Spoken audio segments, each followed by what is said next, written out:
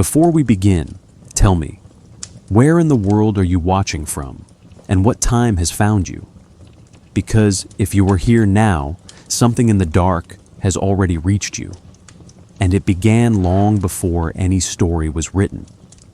The real horror behind Lovecraft's stories isn't the monsters, or the madness, or the mythos. It's something colder, something buried beneath language, history, and belief. These stories are symptoms, not causes. What they point to can't be fully shown, only traced. Lovecraft didn't invent the fear. He shaped it. His pages gave it form, but the force behind them, this whisper of human irrelevance, this slow unraveling of meaning, was already waiting.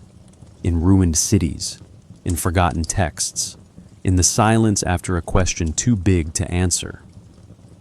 This is not about jump scares or tentacles. It's about the slow, permanent shift that happens when you see the edge of the map and realize it was never drawn for you.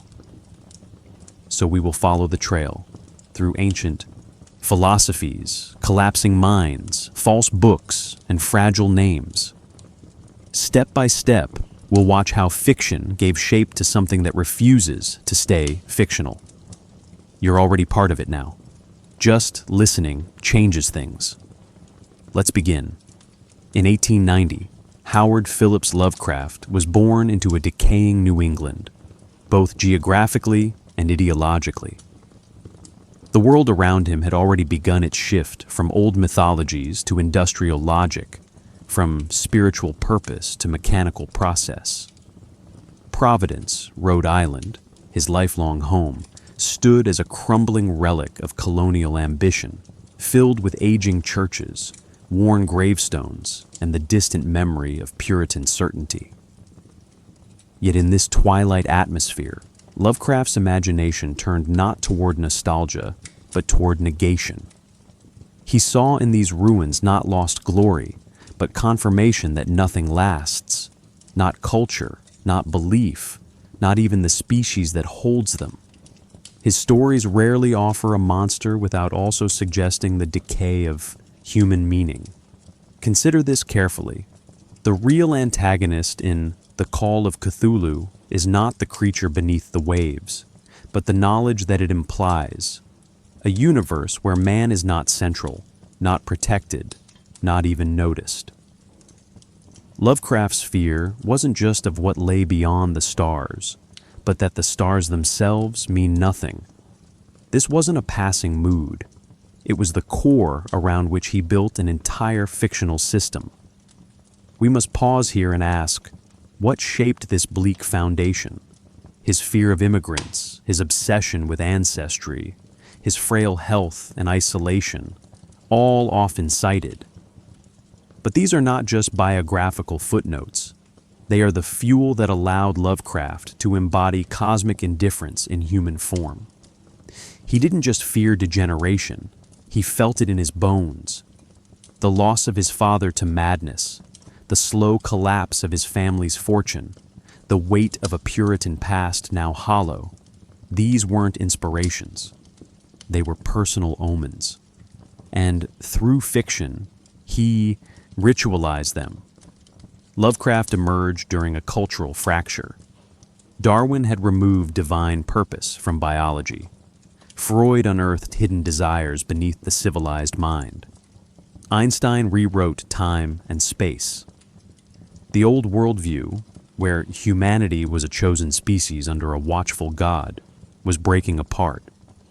Lovecraft's fiction reflects this collapse, not with protest, but with a kind of cruel acceptance. When his narrators discover ancient truths, they don't become heroes, they dissolve. The more they learn, the less they matter. In this, Lovecraft absorbed not just cultural anxiety, but a philosophical rejection of meaning itself. Etymology served as one of his sharpest tools.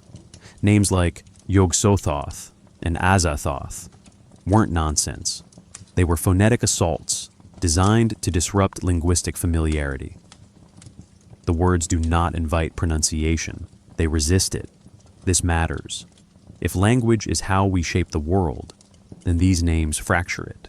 The Necronomicon, that infamous text, never fully quoted, becomes a symbol of the unspeakable, less a book than a boundary. We are told it exists. We are warned not to read it. Its danger lies not in what it says, but that it has been written at all. Lovecraft understood a fundamental terror, that words are brittle tools. Again and again, he invokes the indescribable, the unnameable, the unthinkable. This isn't laziness, it's design. Each failure of description reinforces the idea that the true horror lies just beyond articulation. The reader doesn't see the thing because no one can. Instead, language collapses in its presence. This creates a particular kind of fear, not of death, but of disintegration. If a thing cannot be named, it cannot be controlled. And if our minds can't hold it, then perhaps our minds are insufficient by design. This is why Lovecraft's stories often read like historical fragments rather than narratives. He wrote as if recovering lost documents, not inventing them. This technique builds narrative authenticity by borrowing the tone of scholarship, pseudo-footnotes, vague references, conflicting reports. But more than that, it suggests that the horrors he describes are not inventions. They were always there, half buried in forgotten records. His fictional towns, Arkham, Innsmouth, Dunwich, function as narrative artifacts, not just settings.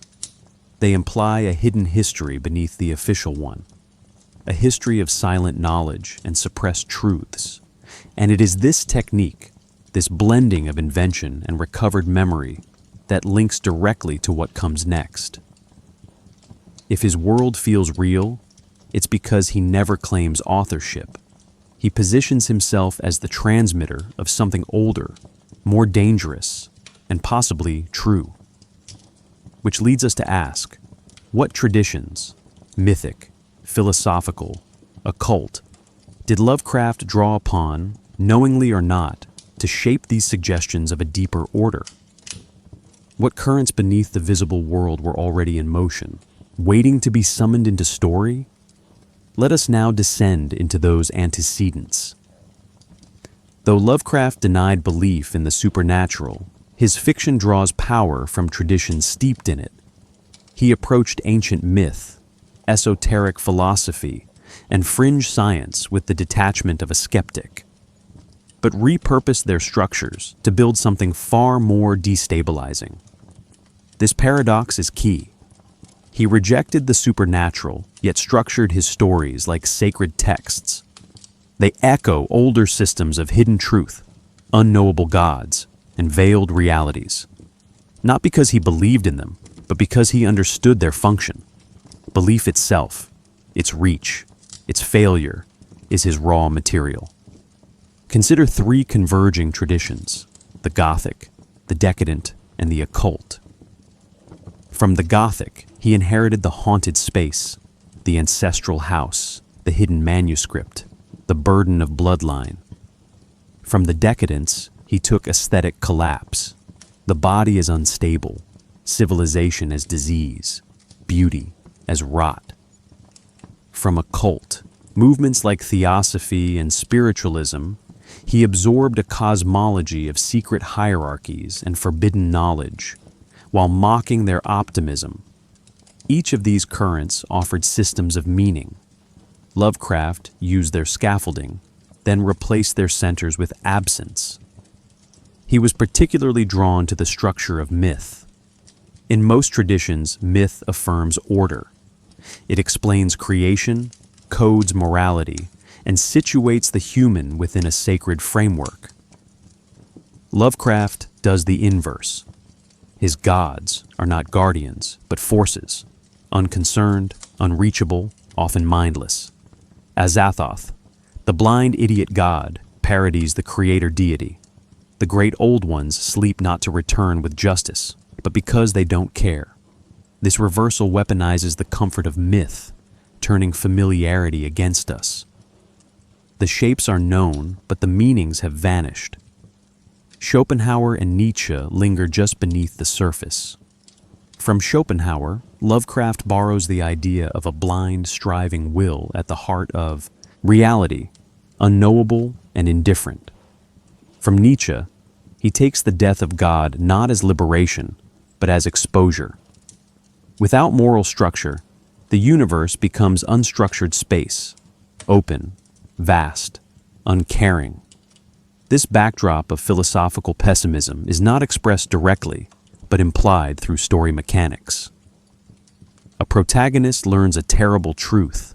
His world shifts, his sanity breaks, the pattern repeats.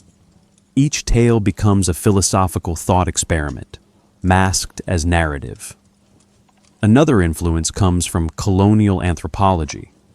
Lovecraft read the accounts of early explorers, missionaries, and folklorists cataloging rituals in primitive societies. He mimicked their tone, distant, condescending, vaguely horrified, and turned it inward. In stories like The Call of Cthulhu, savage cults appear in Louisiana swamps, in the Arctic, in dark corners of civilization. But the fear isn't of the other, it's of what they remember. These groups do not invent gods. They preserve them. Through this inversion, Lovecraft suggests that modernity is the delusion. The horror was never gone. It was only hidden. We must pause here and acknowledge a troubling thread. Lovecraft's racism wasn't incidental. It shaped his view of degeneration, contamination, and ancestral terror. However, the structures he borrowed from racist anthropology ended up undermining his own assumptions. His fiction implies that the barbaric knows more than the civilized, that truth is preserved by those deemed irrational. This creates a subtle reversal. The very cultures he feared become the keepers of reality. Horror emerges not from them, but from what they never forgot. So when Lovecraft invokes ancient beings, he draws from cultural patterns older than horror fiction. He distills millennia of religious dread, philosophical negation, and colonial anxiety into his monsters. But he offers no redemption, no afterlife, no moral order, only exposure. His stories are not about what happens to the characters. They are about what the characters discover and what that knowledge undoes. This prepares us for the next layer, the tools he used to transmit that undoing. Not just names and symbols, but the failure of language itself. Let us now examine how Lovecraft shaped meaning through etymology, sound, and the deliberate collapse of sense. Lovecraft's language does not describe the unknown. It gestures toward it, then recoils. He understood something crucial, that horror, to endure, must resist full comprehension. This is why his monsters are rarely seen directly, and why their names are difficult, often impossible, to pronounce. A name like Cthulhu is not a title, but a rupture. Its harsh consonants and buried vowels create a phonetic violence that refuses ease. It is not meant to be spoken comfortably. It's meant to snag in the mouth, as if the act of naming is itself a transgression. This tactic is neither arbitrary nor decorative. It draws from a long tradition in sacred and occult texts where names carry power. When spoken, they summon, reveal, or destroy. In contrast, Lovecraft's names conceal. They do not clarify. They corrupt. Yog-Sothoth, Shub-Niggurath, Azathoth. These names feel ancient, not because they resemble old languages, but because they precede language entirely. They imply a proto-linguistic force, something not designed for human cognition. The reader does not learn them. The reader is wounded by them. We must pause here to consider the Necronomicon, the most infamous of Lovecraft's inventions. It functions not as a plot device, but as a symbol of linguistic collapse. We are told it exists. We are told it contains truths, but we are never permitted full access. Quotes from it are brief, elliptical, or partially translated. This is intentional. The book stands at the boundary of knowable thought. It offers knowledge as danger. The horror it contains is not visual. It is conceptual. To read is to risk infection. Lovecraft frames language as a membrane, stretched thin around reality. His narrators reach for words, cyclopean, eldritch, blasphemous geometry, but always fall short. The repetition of certain terms across stories is not laziness. It is ritual. These words form a small cultic lexicon, a linguistic echo of the madness that waits just beyond syntax. Indescribable becomes a descriptor, paradoxically, and in doing so, it reveals something profound, that what cannot be said still has weight. That silence too can signify. Symbols follow the same principle. In stories like The Dunwich Horror or The Haunter of the Dark, glyphs and sigils appear without explanation. They do not translate. They linger. Their meaning is not decoded, but felt, as unease, as vertigo. These markings suggest a visual language that bypasses reason. Like dreams, they operate by association, by distortion. They may not be legible, but they still alter perception. We are not meant to understand them. We are meant to be changed by seeing them. This approach echoes a broader trend in modernism, where language is distrusted, fragmented, or shown to fail. Writers like T.S. Eliot and James Joyce experimented with disjunction and illusion, suggesting that the world could no longer be captured by traditional forms. Lovecraft's contribution is darker. He suggests that language has always failed, that it was never adequate to begin with. His stories don't just represent horror. They demonstrate its transmission through broken speech, corrupted names, and the collapse of grammar under pressure. And so, his texts behave like symptoms. They infect the reader not with images, but with dissonance. The horror lingers not because we see it, but because we almost did, and language failed us at the last second. This method creates a special kind of fear, one rooted not in threat, but in epistemic instability. If words cannot hold truth, what can? If names are insufficient, how do we locate reality? This leads directly to the next layer of Lovecraft's strategy, how he constructed his stories not as fantasies, but as recovered artifacts. Through careful use of tone, citation, and invented history, he made fiction feel like memory. Myth became document, and in doing so, the lie became more convincing than truth. Let us now turn to the architecture of his myth-making and the terrifying realism it suggests. Lovecraft's stories rarely open with action. Instead, they begin with unearthed letters, forgotten manuscripts, family records, or journal fragments. This is not a narrative style, it is a strategy. By framing each tale as the recovery of a prior account, Lovecraft creates the illusion that the horror has already occurred. The reader does not witness events, they study them, and in doing so, they are drawn into complicity. What we read is not entertainment, it is evidence.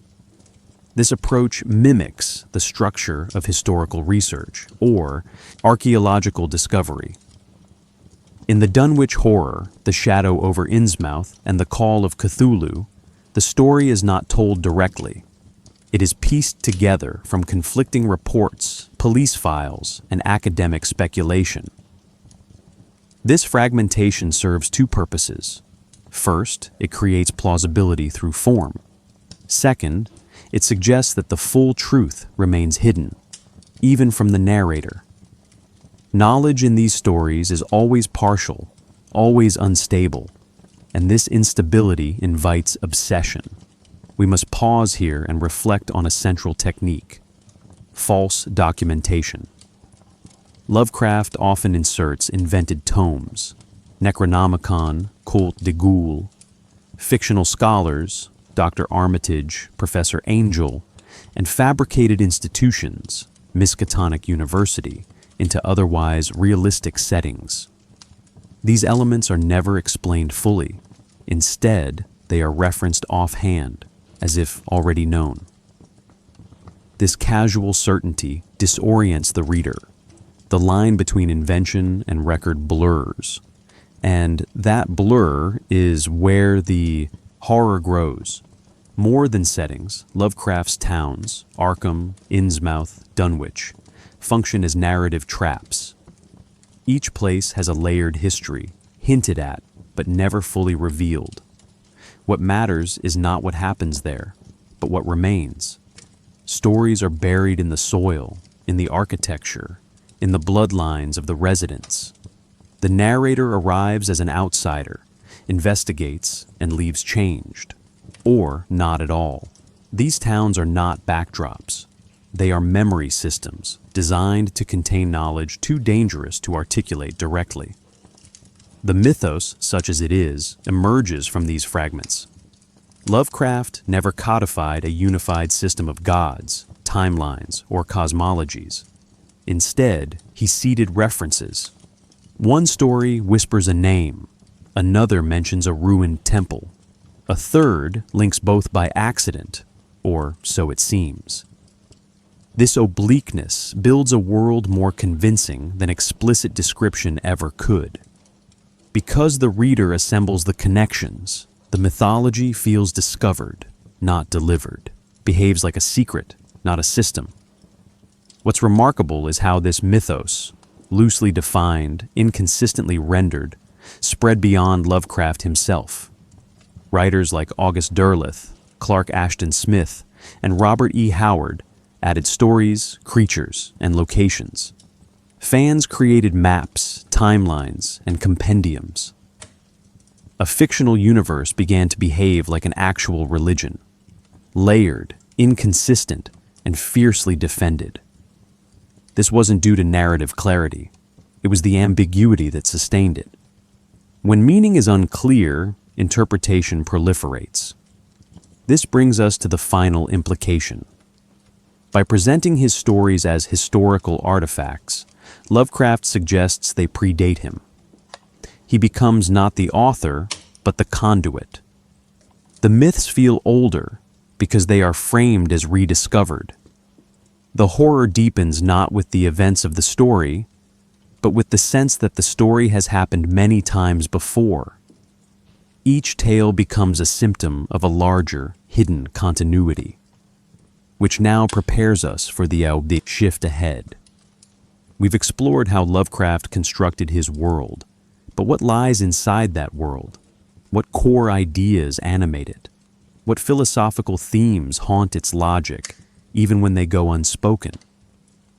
To move forward, we must leave narrative structure behind and descend into the conceptual heart of cosmic horror, where insignificance, entropy, and dream reality converge. Lovecraft's stories are not built around fear of death or physical harm. They return again and again to a deeper anxiety, the fear that reality itself may be unknowable, and that human existence is a local accident in an uncaring, incomprehensible cosmos. This is the defining core of cosmic horror. The monsters are not merely threats, they are symptoms of an idea. That meaning is not lost, but never existed. The deeper one looks, the more one sees the absence where certainty used to live. Three interlocking concepts emerge in his work: insignificance, entropy, and dream reality. Each fractures a different pillar of human confidence. Insignificance collapses our cosmic status. Entropy erodes stability and coherence. Dream reality undermines perception and identity. Together, they form a philosophical attack, not on the body, but on the mind's assumption that it understands the world. This is why Lovecraft's characters don't scream in fear. They unravel in confusion. Insignificance dominates his mythos. In The Whisperer in Darkness, a professor uncovers alien activity in the Vermont hills. But instead of warning others or stopping the threat, he becomes a tool for it. His brain removed, his voice stolen. Knowledge brings no power. In The Call of Cthulhu, a sailor survives an encounter with the sleeping god, only for his mind to decay slowly.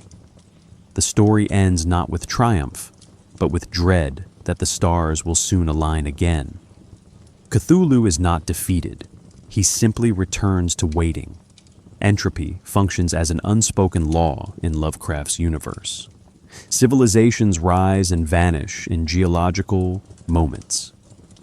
In At the Mountains of Madness, explorers in Antarctica discover a city older than humanity, its creators long dead, their knowledge preserved in murals.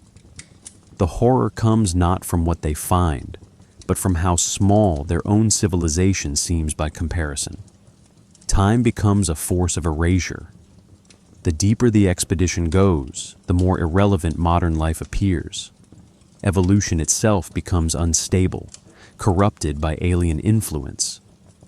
But perhaps the most unsettling of Lovecraft's themes is dream reality, the idea that consciousness cannot be trusted. In The Shadow Out of Time, a man loses years of his life, only to discover his mind had been swapped with a member of an alien race. His dreams weren't hallucinations, they were memories. What seemed unreal was true. What seemed true was artificial. This inversion appears elsewhere, in the dream quest of unknown Kadath, in The Thing on the Doorstep, in countless moments where waking and dreaming blur. These stories don't offer traditional conflict. They present epistemic crisis.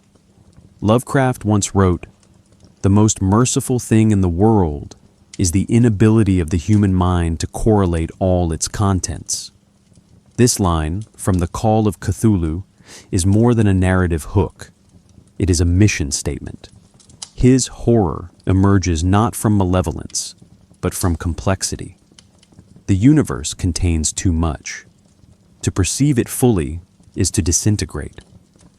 The problem isn't that we might be destroyed. The problem is that we might understand, and that understanding would destroy the self. Consider this carefully. Lovecraft's beings are not metaphors.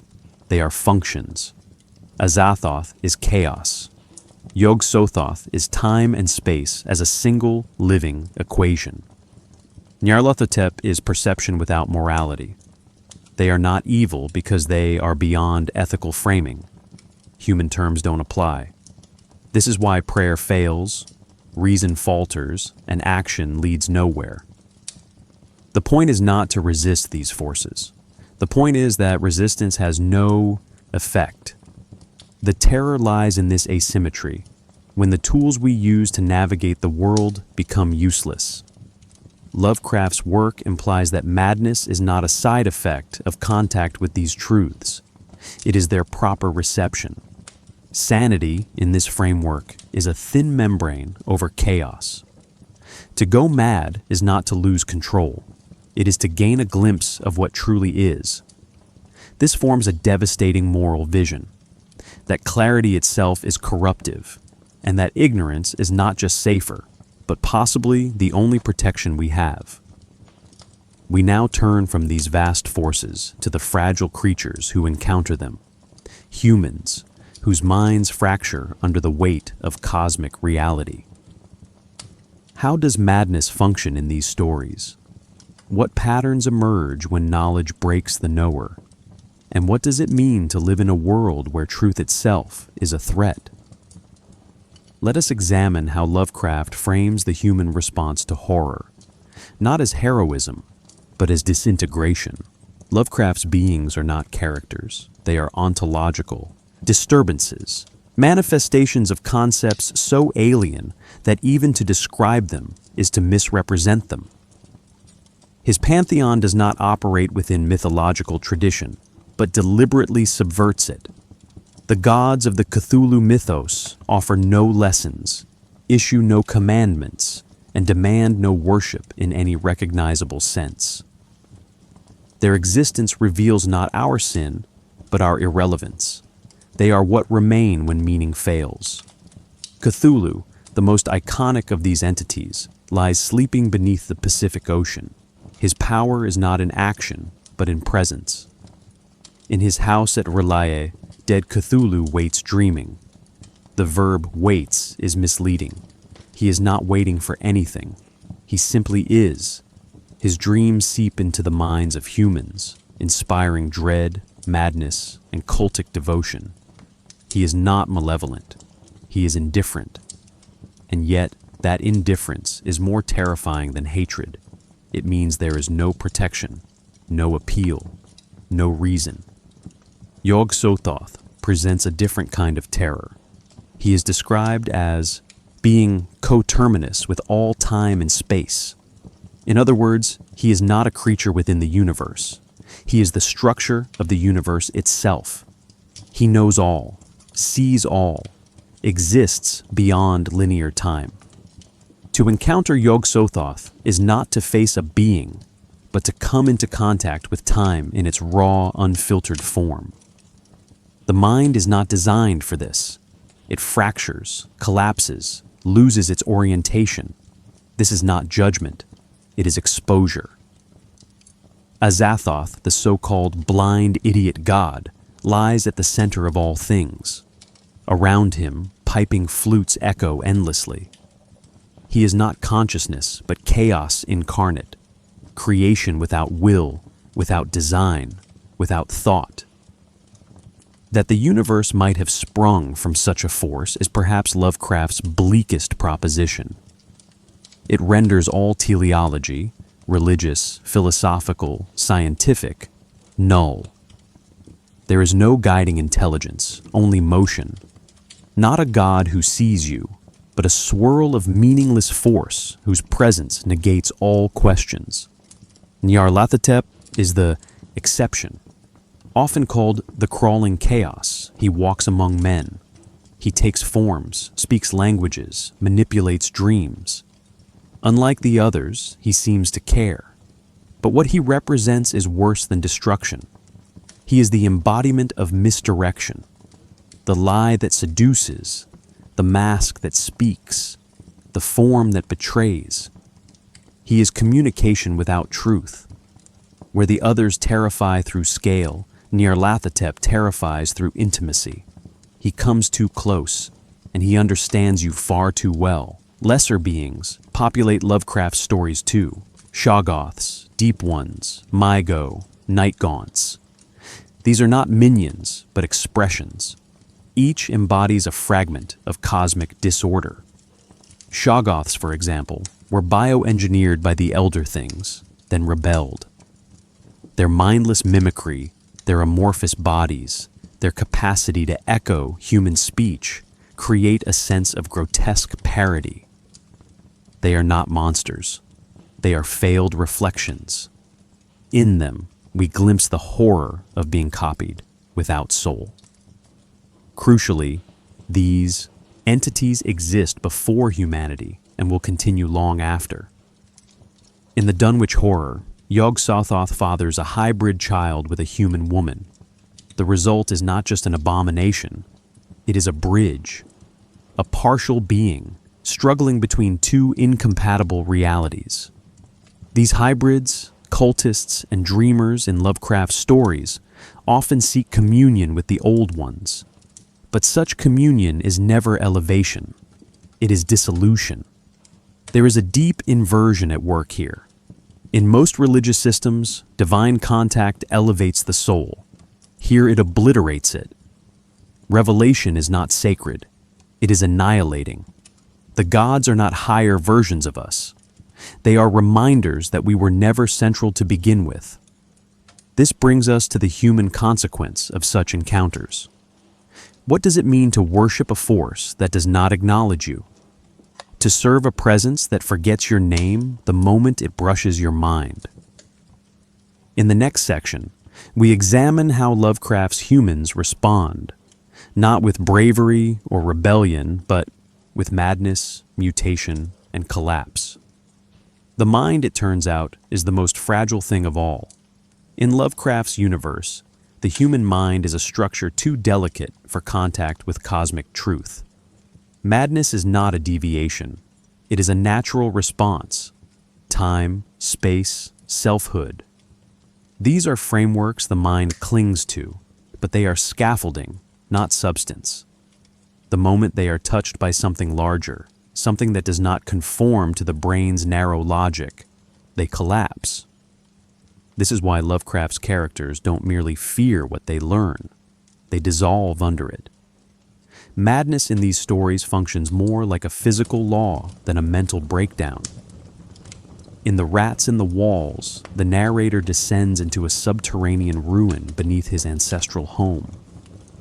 As he uncovers the unspeakable acts committed by his forebears, his identity begins to fracture. By the final page, he no longer speaks English, but some forgotten tongue. Language, memory, even species identity have unraveled. White is not driven mad. He simply becomes something else. The knowledge changes him at a structural level. This theme recurs with relentless consistency. In The Shadow over Innsmouth, the protagonist discovers he is part of a hybrid race descended from the Deep Ones. His horror at the townspeople turns inward when he sees his own features changing. The final transformation is not resisted, but embraced. I shall swim out to that brooding reef in the sea and join my brethren. What began as terror ends in submission. The boundary between self and other, between human and not, was never secure. We must pause here to notice a pattern. Lovecraft's most afflicted characters are not victims of violence. They are victims of knowledge. They read the wrong book, follow the wrong clue, trace a lineage too far. Their suffering comes not from what is done to them, but from what they uncover. In this, Lovecraft weaponizes epistemology.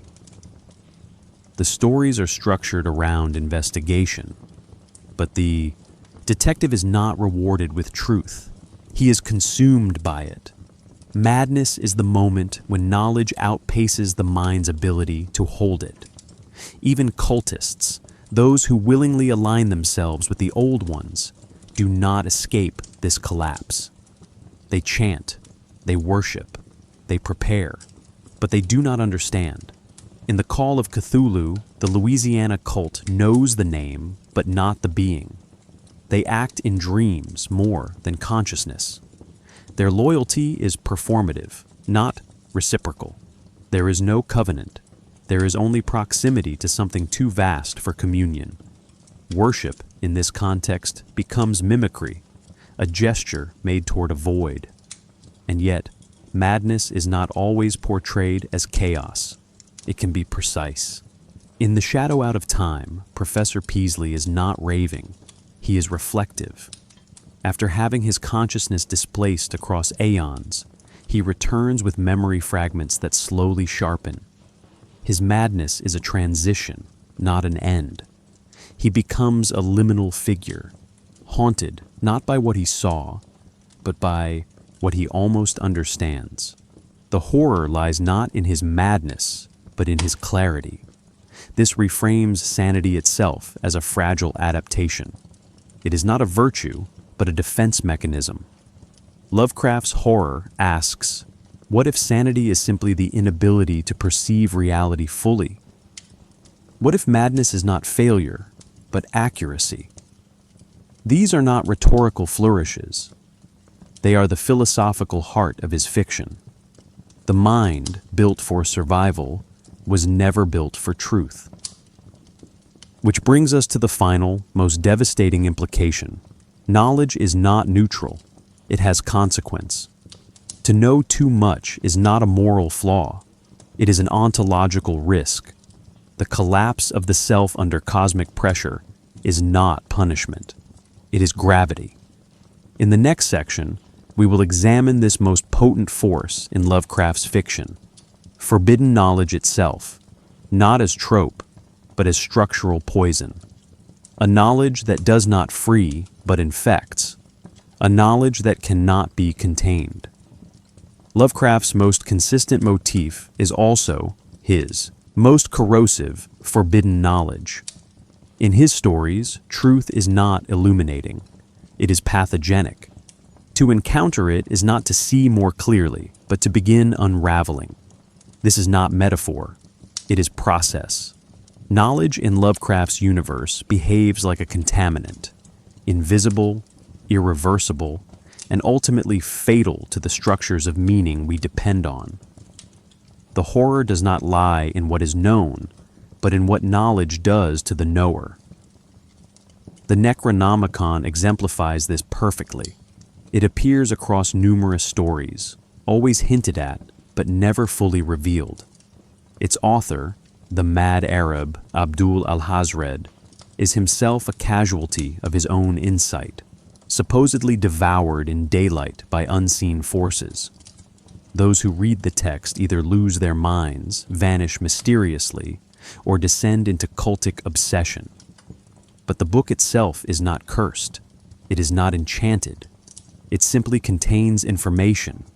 Information the human mind cannot reconcile with its existing structures. The result is collapse. Not because the knowledge is false, but because it is true in a way the brain cannot process. This concept extends beyond books. In The Color Out of Space, a meteorite brings an unidentifiable substance to Earth. Scientists examine it, classify it, and watch as it resists every category. Over time, it corrupts the land, the water, the animals, the people. The more they observe it, the less sense it makes. And yet, it operates by rules, just not ours. The terror is not in its danger, but in its defiance of classification. The mind cannot accept what does not fit. We must pause here and note a crucial inversion. In most fiction, discovery leads to clarity. In Lovecraft's work, discovery leads to decomposition. The deeper one investigates, the more fragile the investigator becomes. This is not just thematic, it is structural. Stories like the Dunwich Horror and the Dreams in the Witch House are built around protagonists who pursue answers and find dissolution. Their intellect is not a shield. It is the very thing that guides them into disintegration. This collapse is not purely psychological, it is ontological. And from beyond, a scientist builds a machine that alters human perception, allowing him to see overlapping planes of reality. The catch: once you see these planes, they see you. The veil is not lifted, it is shredded, and what lies beyond it is not wonder, but infestation.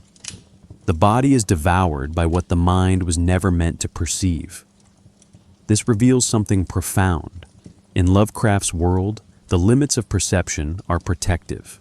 Evolution, it turns out, was merciful in its blindness. The philosophical implications are devastating. If certain truths are inherently corrosive, then knowledge cannot be inherently good. The Enlightenment ideal, that truth sets us free, is reversed. Truth enslaves, consumes, or annihilates. The mind, reaching too far, triggers its own destruction. This raises the central paradox of cosmic horror. To remain sane, one must remain ignorant. But to be ignorant is to live in delusion. Neither option offers peace. There are no safeguards. Books rot the mind. Dreams transmit messages from sleeping gods. Mathematics opens dimensional gates. Even memory itself can become a vector. In The Shadow Out of Time, the protagonist's suppressed recollections return, not as metaphor, but as alien possession. His knowledge is not something he chose. It was implanted, and once remembered, it cannot be denied. This is not revelation, it is contamination. This prepares us to shift focus. We've examined knowledge as corrosive and madness as the mind's response to unbearable insight. But these themes do not exist only in text. They manifest in specific stories, with characters, settings, and outcomes that crystallize these abstract ideas. In the next section, we turn to the literary cases themselves. We will trace how these forces unfold in narrative time, how cosmic horror is not just concept, but craft. Let us now examine how these horrors were first made flesh on the page. Lovecraft's early works are uneven, but they form the essential scaffolding of what would become his cosmic vision. The Nameless City, 1921, marks a transitional point, a story where ruins whisper, geometry lies, and ancient beings suggest not history, but prehistory. The narrator ventures into forgotten architecture in Arabia and discovers fossilized remnants of a non-human civilization.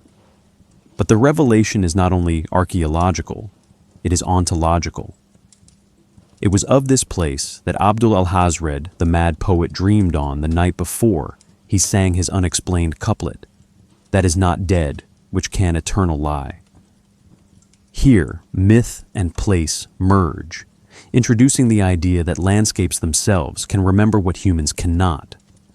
Dagon, 1917, often overlooked, is Lovecraft's first clear attempt to articulate cosmic horror.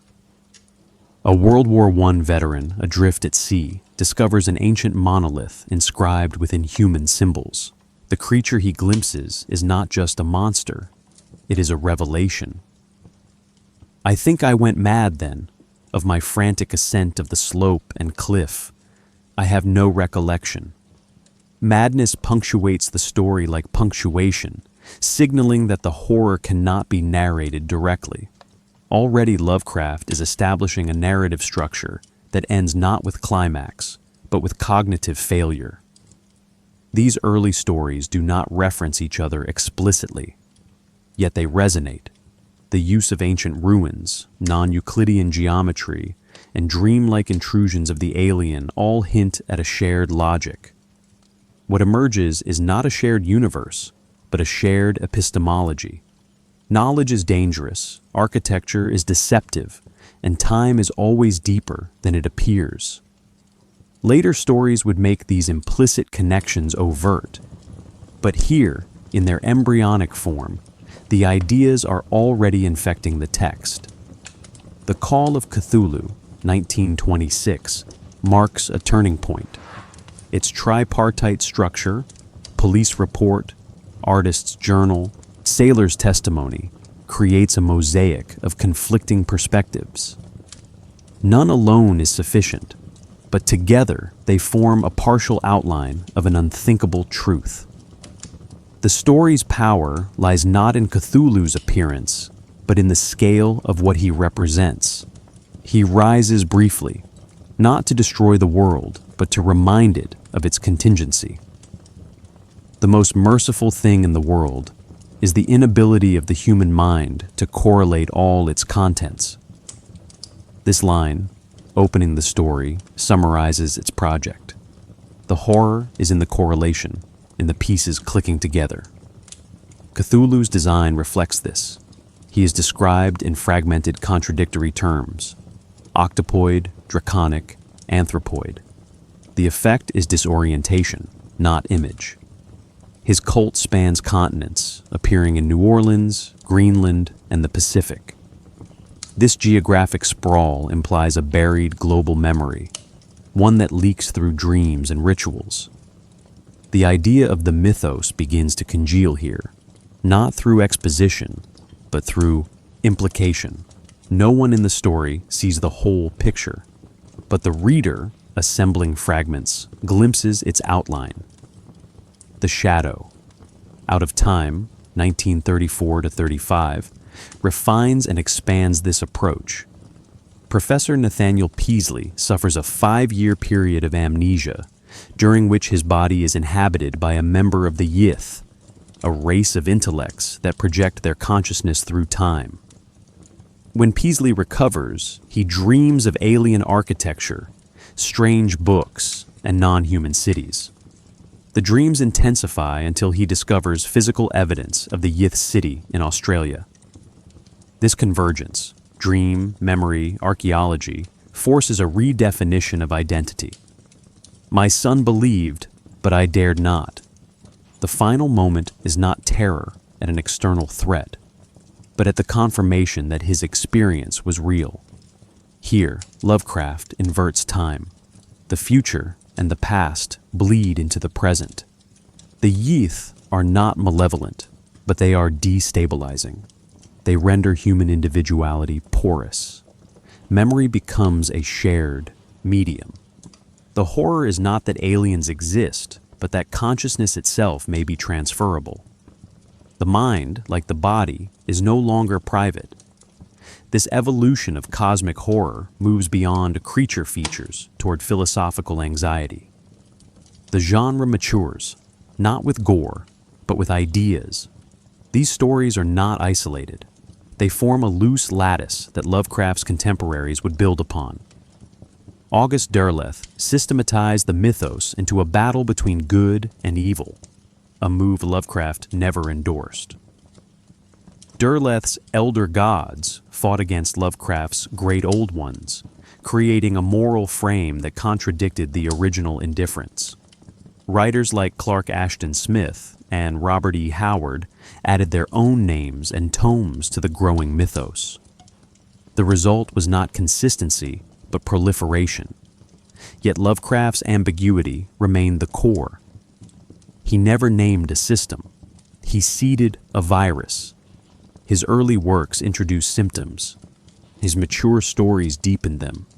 And his legacy, extended by others, ensured that the virus would keep mutating. From this network of fragments, myths, and documents, a new kind of horror was born. Not one of violence, but of understanding. A horror that grows stronger each time we try to explain it. In our next step, we explore how this lattice extended further through collaboration, adaptation, and contradiction.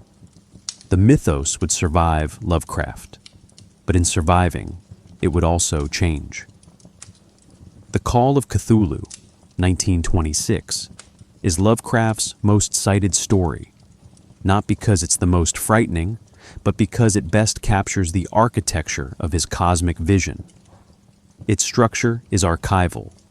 The narrator, Francis Wayland Thurston, pieces together disparate materials, newspaper clippings, police reports, diary entries, and archaeological notes after the death of his great-uncle, Professor Angel.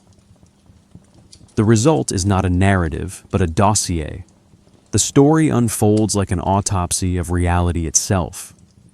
What it reveals is that beneath history lies a deeper stratum, ancient, sleeping, and utterly indifferent. Cthulhu's appearance is brief and confusing.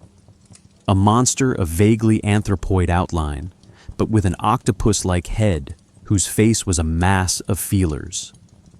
The description is deliberately incoherent, resisting visual logic. What matters is not the anatomy, but the reaction. A ship's crew encounters the creature. Some flee, others go mad. One survivor watches it collapse into the sea, only to be tormented by the memory. Cthulhu is not an invader. He is an interruption, a seismic event that leaves no visible trace, but lingers in thought, dream, and dread. This structure enacts Lovecraft's theme. Truth arrives in fragments. No single character in the story understands the full scope. But the reader, assembling the perspectives, sees a partial whole. This reversal, where the horror is visible only to the reader, creates a unique position of helpless clarity. We see what the characters cannot, and what we see is a universe that does not care we exist. The cult of Cthulhu reinforces this. Found in the swamps of Louisiana and the jungles of the Pacific, its members are not heretics, but remnants. They do not worship a savior. They serve a memory. The great Cthulhu was merely sleeping. That is not dead, which can eternal lie. The implication is chilling. The ancient gods are not gone. They are dormant, and their return is not prophesied. It is scheduled. The stars will align. The cycle will repeat. There is no escape, only delay. Importantly, the story does not end with confrontation. It ends with resignation. The narrator closes his account not in defiance, but in quiet despair. I must keep silent. I must not think. Let me pray that if I do not survive this manuscript, my executors may put caution before audacity. Knowledge is not empowering. It is debilitating. The more he understands, the more he fears what he has become complicit in. Even the act of reading becomes dangerous. This implicates the reader directly. Just by following the narrative, we are drawn into its implications. The story's layered structure mimics the slow acquisition of forbidden knowledge. First, curiosity, then connection, finally, collapse. The narrator survives, but he is not whole. The reader finishes the story, but the ideas persist. What if there are truths too large for the mind to hold? What if we are not discovering horror, but remembering it? The Call of Cthulhu succeeds not because it shows too much, but because it refuses to show enough. Its brilliance lies in restraint. It demonstrates Lovecraft's ability to use documentation, distortion, and deferred revelation as narrative tools. More than any other single text, it crystallizes the logic of the mythos, that we are fragments in a system that neither notices nor needs us. In our next case, we will see how this framework develops further, shifting from dreams of slumbering gods to the more abstract terror of displaced identity and temporal fragmentation. The Shadow Out of Time takes Lovecraft's cosmic vision and turns it inward, toward the self, revealing that the boundary between reality and memory is just as unstable as the boundary between man and monster. The Shadow Out of Time, 1934 to 1935, is Lovecraft's most intellectually ambitious story, less an account of horror than an autopsy of identity. Its protagonist, Professor Nathaniel Wingate Peaslee, suffers a sudden breakdown in 1908 and spends 5 years possessed by an unknown consciousness. When he awakens, he recalls nothing. Only years later, through fragmented dreams and chance discoveries, does he begin to reconstruct what happened. The story is structured not as a thriller, but as a slow revelation. And what it reveals is devastating. Peaslee's body had been inhabited by a member of the great race of Yith, an alien species that travels through time by exchanging minds with beings across the cosmos. This premise reframes everything. Horror is no longer external. It resides in memory, in the uncertainty of one's own mind. Peaslee is haunted not by a creature, but by himself. The knowledge he recovers is vast, but it leads to a single question. If your thoughts are not your own, who are you? Was I, then, a stranger in my own body? Lovecraft, typically dismissive of psychological horror, here blends it with cosmic dread. Identity becomes porous. Time becomes circular. The self becomes a temporary arrangement. The Yithians are not monstrous, they are archivists. They seek knowledge, not conquest. Yet their methodology is terrifying. They erase and replace. Their victims are not killed, but overwritten. This subtle form of violence, epistemic rather than physical, makes them all the more unsettling. When Peaslee begins to remember his time among them, it is not with fear, but with fascination.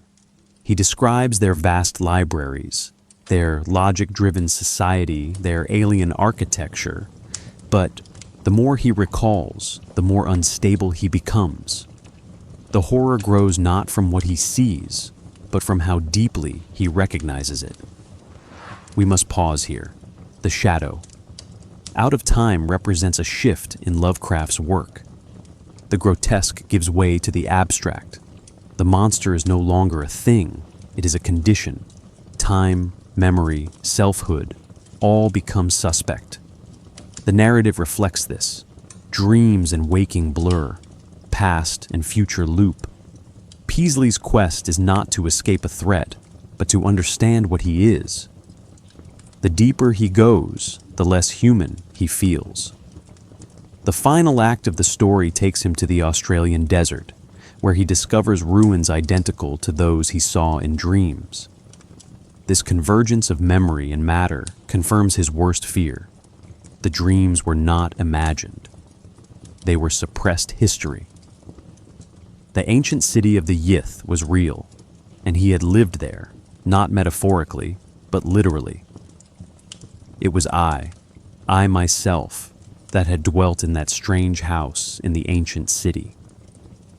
The moment is quiet but catastrophic.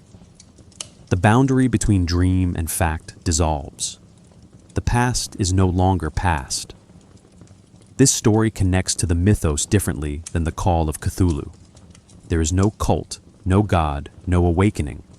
Instead, we find another layer of the cosmic, the continuity of intelligence beyond humanity. The Yith are one node in a larger, unknowable pattern. Their world intersects with ours by chance. We are not enemies nor allies. We are footnotes. Their curiosity is clinical, our significance negligible. Yet the story also suggests something deeper, that even knowledge without malice can be fatal. Peasley survives, but is changed. He returns to his family, resumes his life, but remains haunted. The horror was not death. It was contact. To glimpse a system so vast, so structured, yet so indifferent, is to lose something essential. Not sanity, but anchorage. In this sense, The Shadow Out of Time is Lovecraft's most philosophical tale. It replaces the scream with the echo. It demonstrates that the most terrifying intrusion is not claws or teeth, but a thought that cannot be unthought. As we move forward, we must now consider what happened after Lovecraft. How did others expand or distort his vision? And how did the mythos survive its creator, growing into something larger, stranger, and less controllable than even he imagined? After Lovecraft's death in 1937, his mythos did not fade, it metastasized. What began as fragmented, suggestive, and profoundly ambiguous was systematized by his literary executor and close correspondent, August Derleth. In doing so, Derleth preserved Lovecraft's legacy while fundamentally altering its philosophical core. Where Lovecraft emphasized indifference and meaninglessness, Derleth imposed structure, morality, and dualism. This shift marks a significant mutation, from cosmic horror to mythic fantasy. Derleth categorized the mythos into a struggle between elder gods and great old ones.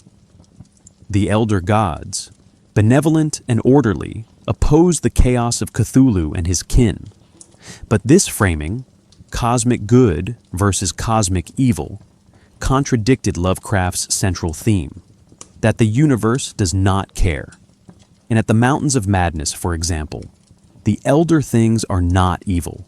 They are alien, dying, and indifferent. Their creators, the Shoggoths, are biological tools, not demonic forces. Derleth's revisions gave readers a framework for understanding, but at the cost of the original horror, that there is no moral order. We must pause here and consider the paradox. Derleth's work made Lovecraft accessible. Through Arkham House, he preserved stories that might have vanished into pulp obscurity. But in doing so, he reinterpreted them, creating a canon that Lovecraft himself never formalized. The term Cthulhu mythos, now widely used, was popularized by Derleth, not Lovecraft. The very name of the mythology imposes unity on what was always meant to be fragmentary. Other contemporaries expanded the mythos in different ways. Clark Ashton Smith contributed gods and grimoires. Tissatha, Zoth Almog, the Book of Ibon. His style was more decadent, his horror more sensual. Robert E. Howard, creator of Conan, inserted mythos elements into a prehistoric warrior world. These contributions broadened the tone, moving Lovecraft's vision toward fantasy, sword and sorcery, and occult adventure. Each edition added weight, but also distance from the original premise of unknowability. Later writers returned to Lovecraft's ambiguity with renewed intensity. T.E.D. Klein's The Events at Poroth Farm, 1972, and Thomas Ligotti's entire body of work emphasized dread not as event, but as atmosphere. Ligotti, in particular, echoes Lovecraft's anti-humanism. In The Last Feast of Harlequin, he writes, "It was not merely the inhumanity of the festival, but the idea that the human had always been a mask." This is cosmic horror's evolution, not in scale, but in subtlety. The monsters remain offstage. The collapse is internal. Meanwhile, the mythos was being codified by fans. Role-playing games like Call of Cthulhu, 1981, translated dread into mechanics. Players could lose sanity points, read the Necronomicon, summon entities. These adaptations carried the lore forward, but again shifted its tone. Horror became participatory, but participation demands rules, and rules demand systems. The unknowable became quantifiable. Sanity could be measured. Cthulhu could be statted. Yet something curious happened. Even as the mythos became more structured, it remained unstable. New authors questioned its racial undercurrents, its philosophical assumptions, its narrative authority. Victor Laval's The Ballad of Black Tom reframes the horror at Red Hook from a black perspective, exposing Lovecraft's xenophobia while preserving his sense of existential threat. Caitlin R. Kiernan's work returns to ambiguity, emphasizing decay, liminality, and epistemic erosion. These revisions do not destroy the mythos, they deepen it. In this way, the mythos became a living text. It expanded through contradiction. Derleth's theology, Smith's lush decadence, Ligotti's nihilism, Laval's subversion, all coexist uneasily. And perhaps this is appropriate. A system meant to describe the indescribable should never be consistent. Its instability is its integrity. We now shift our focus beyond literature. How did these ideas leak into culture, subcultures, and everyday belief? What happens when readers begin to dream of the mythos as something more than fiction? In the next section, we examine the cultural and psychological afterlife of Lovecraft's creations, the myths, hoaxes, adaptations, and hauntings that persist long after the page is closed. The boundary between Lovecraft's fiction and so-called reality began to blur almost immediately after his death. By the mid-20th century, rumors circulated that the Necronomicon might be real. Not metaphorically real, actually real. Fake editions appeared in occult bookstores, often attributed to Abdul al-Hazred, with no mention of Lovecraft at all. Some readers treated them not as literary artifacts, but as magical grimoires. The line between author and transmitter dissolved. What had been imagined became reported. What was invented became remembered. Urban legends followed. Stories of underground cults dedicated to Cthulhu surfaced online in the early 2000s. Strange sigils were found etched into rocks in remote forests. Accounts emerged of people experiencing shared dreams after reading mythos stories. These narratives were never verified, but that was never the point. Their power came from implication. The fiction had started to behave like folklore, fluid, self-replicating, uncaring about authorship. It wasn't just that people believed the mythos. It was that belief no longer required permission. This folkloric afterlife spread into digital culture. Creepy internet forums began trading rituals supposedly inspired by Lovecraft's world, dream experiments, invocation texts, even coordinates for locations mentioned in stories. ARGs, alternate reality games, embedded mythos lore into real-world scavenger hunts. Fictional universities like Miskatonic had websites. Fan-created field guides cataloged monsters with biological precision. The mythos mutated from literature into interactive myth. In doing so, it echoed exactly what Lovecraft feared. Ideas that spread like contagion, beyond control. Film, games, and music carried the infection further. Movies like The Thing, 1982, The Mist, 2007, and The Endless, 2017, channel Lovecraft without direct adaptation. They understand that the real horror is not the creature, but the context, the vast, uncaring backdrop against which the human drama collapses. In gaming, Bloodborne, 2015, and Call of Cthulhu, multiple editions, translate cosmic dread into gameplay. Sanity becomes a resource. Information defeat liability. The more you learn, the closer you come to dissolution. The logic remains Lovecraftian even when the characters do not. Music, too, reflects the mythos.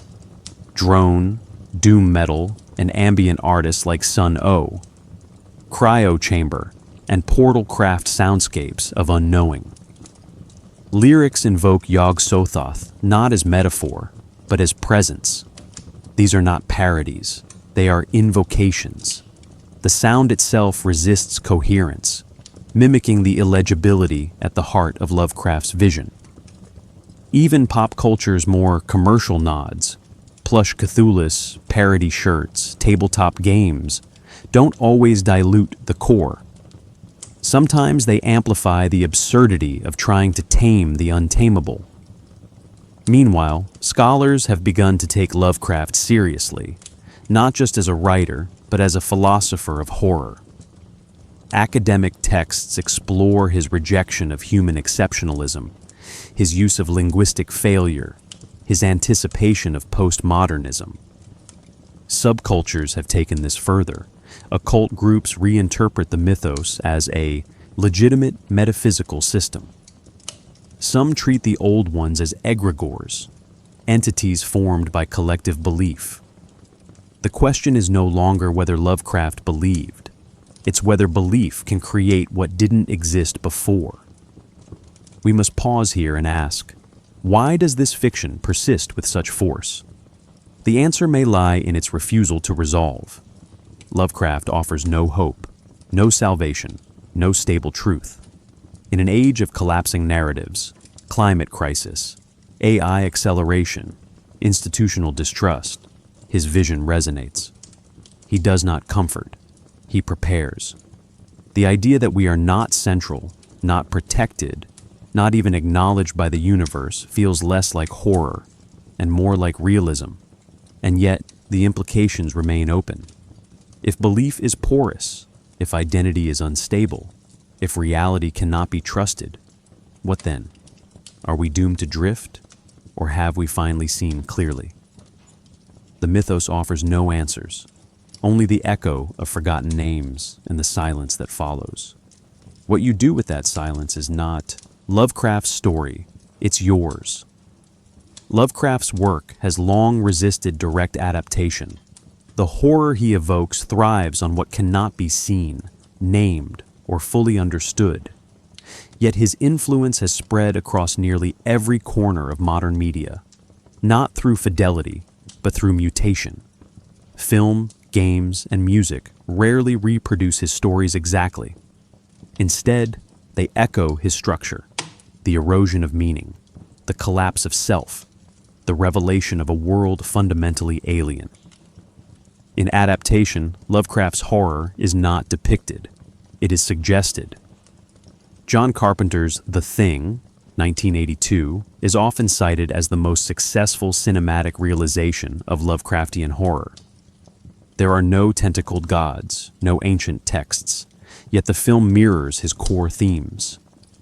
The alien creature is unknowable, shape-shifting, and hostile not by choice, but by nature. Identity itself dissolves. Trust decays. The Arctic setting, like Lovecraft's Antarctica in At the Mountains of Madness, becomes a space where human logic fails. The terror emerges not from confrontation, but from doubt. Who is human, and for how much longer? Other films carry the influence more overtly. The Mist, 2007, based on Stephen King's novella, unleashes interdimensional creatures through a government experiment. But the real horror is psychological. As civilization collapses, the human response is to revert to cultic belief. One character proclaims, "Something has come, something from beyond." The fear lies not only in the monsters, but in the collapse of social cohesion under cosmic pressure, a deeply Lovecraftian outcome. Games have perhaps done the most to internalize Lovecraft's logic. In Bloodborne, 2015, players begin fighting werewolves in a plague-stricken city. Hours later, they are battling celestial entities and unraveling the secrets of a reality governed by incomprehensible powers. Insight, the game's term for knowledge, becomes a double-edged sword. As it increases, the player sees things that weren't visible before. Walls no longer protect. Statues breathe. The game punishes understanding. This mechanic doesn't just borrow from Lovecraft, it reenacts his worldview. Tabletop and digital games like Call of Cthulhu, Darkest Dungeon, and Amnesia. The Dark Descent adopts similar mechanics. Sanity is quantifiable and fragile. Progress is synonymous with deterioration. The more you learn, the more you lose. These are not just design choices. They are narrative assertions. Knowledge is not power. It is exposure. These games make the player complicit in their own unraveling. In Lovecraft's terms, that is the only path available. Music translates cosmic horror into another kind of language. Ambient and drone artists like Cryo Chamber create concept albums based on Lovecraftian themes. Their soundscapes echo through cavernous reverb, sub-bass pulses, and dissonant tonal shifts. There are no lyrics, only mood. These compositions do not tell stories. They evoke architectures of dread. Metal bands like Portal and Sulfur Aeon offer a more violent interpretation. Lyrics buried in distortion, vocals indistinguishable from ritual noise. Lovecraft's creatures are not named for clarity, but invoked like curses. Even more mainstream media reflects the mythos, often without naming it. The alien gods in Marvel's Eternals, the dream logic of annihilation, 2018, and the temporal distortions in The Endless, 2017, all draw from the same well. What links them is not aesthetics, but structure. In each case, the threat is not simply monstrous, it is conceptual. The audience, like the protagonist, is meant to walk away uncertain whether what they saw was truly real or merely a glimpse of something waiting behind the curtain. And yet, adaptation is not always transformation. There is also a market for control. Lovecraft's imagery has been commodified. Cthulhu plush toys, comic book reimaginings, novelty tarot decks. These versions soften the horror. They domesticate it. But even this is part of the pattern. Lovecraft's great theme was that knowledge escapes its boundaries. Once an idea is released, it mutates. In this sense, Every adaptation, faithful or irreverent, is a continuation, not a betrayal. The question remains, can horror survive translation into media designed for consumption, entertainment, and control? Perhaps not fully, but something lingers. In the silence between frames, in the corrupted soundtrack, in the glitch of a game engine, there are moments when the media itself seems to fray. When the story seems less like fiction and more like a transmission. What happens in those moments is not spectacle, it is recognition. The mythos was never meant to be seen, but it can be heard, felt, misremembered. That is how it spreads. Lovecraft's fiction, once confined to pulp magazines and obscure correspondence, now circulates through subcultures, classrooms, and online forums with uncanny ease. What began as a body of deeply personal horror writing has been appropriated, reinterpreted, and ritualized across cultural boundaries. No longer just stories, Lovecraft's creations have become a kind of shared symbolic system, adaptable, unstable, and deeply embedded in the contemporary imagination. It is not simply that people read Lovecraft. Increasingly, they use him. In academia, Lovecraft has emerged as an unlikely subject of serious philosophical inquiry. Scholars treat his fiction not just as literary text, but as metaphysical thought experiments. His work appears in discussions of anti-anthropocentrism, posthumanism, and speculative realism. Thinkers like Eugene Thacker and Graham Harman draw from Lovecraft to argue that the world is fundamentally withdrawn from human comprehension, that objects exist in excess of perception.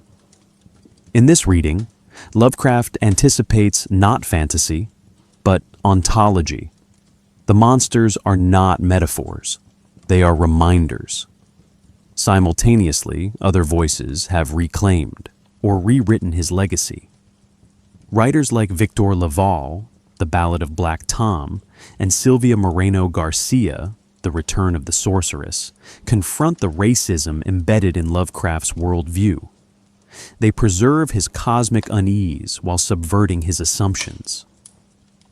The effect is not revisionist, but corrective, revealing that the true horror may not be what Lovecraft intended, but what he inadvertently exposed. These retellings deepen the mythos by fracturing it. In occult subcultures, Lovecraft's gods have been adopted into actual magical systems. Chaos magicians, left-hand path practitioners, and experimental ritualists treat beings like Yog-Sothoth and Nyarlathotep as egregores, psychic entities generated by collective belief. Groups like the Esoteric Order of Dagon, originally a fictional cult, have been reimagined as real-world ceremonial orders. These practitioners do not claim Lovecraft as prophet. Instead, they interpret his fiction as channeling unconscious truths. Whether satirical, sincere, or somewhere in between, this trend reflects a broader pattern. Lovecraft's universe resists containment. Online, the mythos has become mimetic. Forums like Reddit, 4chan, and Discord host entire communities dedicated to discussing, expanding, and parodying the mythos. AI-generated Lovecraftian texts, interactive wikis, and procedurally generated cults flood the internet. This is not passive fandom. It is co-authorship. The myth is no longer Lovecraft's. It belongs to the network. As with all viral content, control is impossible, and irrelevance unlikely. Even fandom rituals mimic sacred behaviors. Role-playing games like Call of Cthulhu involve not just narrative, but initiation. Players enter a world where sanity is fragile, and knowledge is a liability. These games aren't simply recreations, they're reenactments of a worldview. Each session, each dice roll, restates the cosmic hierarchy. The universe is vast, and you are not at the center. In this way, play becomes performance, and performance becomes ritual. Yet beneath these appropriations, academic, activist, occult, digital, something persistent remains. Lovecraft's ideas survive not because they are fixed, but because they fracture. His mythos was never unified, never systematic. That looseness allows it to be inhabited, rewritten, and deployed across domains. Unlike Tolkien's carefully ordered world, Lovecraft's cosmos invites reinterpretation. It needs it. It grows by contradiction. This brings us, finally, to the question of endurance. Why has this unstable, deeply flawed body of work outlived its time? Why do people still return to it, reshape it, ritualize it? Perhaps because it offers no comfort, no clean answers, no final meanings. In a culture saturated with resolution, Lovecraft's work remains unresolved, and for that reason, still alive. In our final section, we consider what all of this leaves behind. Not stories, not monsters, not myths, but implications, psychological, philosophical, and existential. The horror that survives not on the page, but in the mind long after the reading ends. Lovecraft's most enduring legacy is not a creature or a symbol, but a question. What if nothing means anything, and we have only just begun to realize it? His horror lingers because it does not conclude. It echoes. The true terror is not what his characters see, but what we now cannot unsee. The mythos, the madness, the monstrous. These are surface tensions. Beneath them lies something quieter and more corrosive. The collapse of frameworks we once mistook for reality.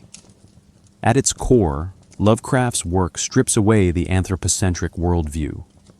Humanity is not special, not central, not chosen. We are incidental. This philosophical stance, sometimes described as cosmic indifference, has grown more resonant in an era shaped by existential threat. Climate collapse, technological overreach, pandemics, AI. Each points to systems vastly beyond individual control. In this context, Lovecraft feels less like fiction and more like a mirror. The question is no longer, what if the gods return, but what if they never cared in the first place? Psychologically, this erasure of meaning opens a specific kind of wound. Lovecraft is not frightened with death or pain, but with disintegration. Identity is porous. Memory is unreliable. Time is nonlinear. In The Shadow Out of Time, a man is possessed across epochs. In The Outsider, the narrator discovers he is the very monster he feared. These are not twists. They are structural violations. The self dissolves under cosmic pressure. What you are is not stable, perhaps never was. This destabilization resonates with modern anxieties. In an era where perception is mediated by screens, where algorithms know us better than we know ourselves, and where reality fractures into competing narratives, Lovecraft's epistemic collapse feels eerily prescient. His narrators do not just lose their grip on sanity, they lose their grip on context. And context, we are learning, is fragile. The idea that truth can dissolve under too much exposure is no longer a thought experiment. It's a lived condition. And yet, there is a strange comfort in Lovecraft's bleakness. If the universe is indifferent, then we are free from its judgment. If nothing is eternal, then nothing is required of us. His horror, when followed to its logical conclusion, empties not only fear, but obligation. This is not hope, but it is, in a way, release. The horror becomes philosophical, not in its aesthetics, but in its implications. Lovecraft's vision has outlived its author because it offers no conclusion. It leaves space. Space for reinterpretation. Space for projection. Space for dread. It functions like a virus, Not one that kills, but one that rewrites. You read it once, and then it waits. The next time you look at the stars, or wake from a dream you cannot place, or feel a thought rising that you cannot trace, you remember. Something was seen, something was understood, briefly, and then lost. Perhaps this is the final horror. Not that we are alone, but that we were never noticed. Not that the veil is lifted, but that there is no veil at all. Just the raw, silent machinery of existence grinding on. And yet we look, we ask, we write, not because we expect answers, but because the question has already taken root. That is the real horror behind Lovecraft's stories, and it is still unfolding.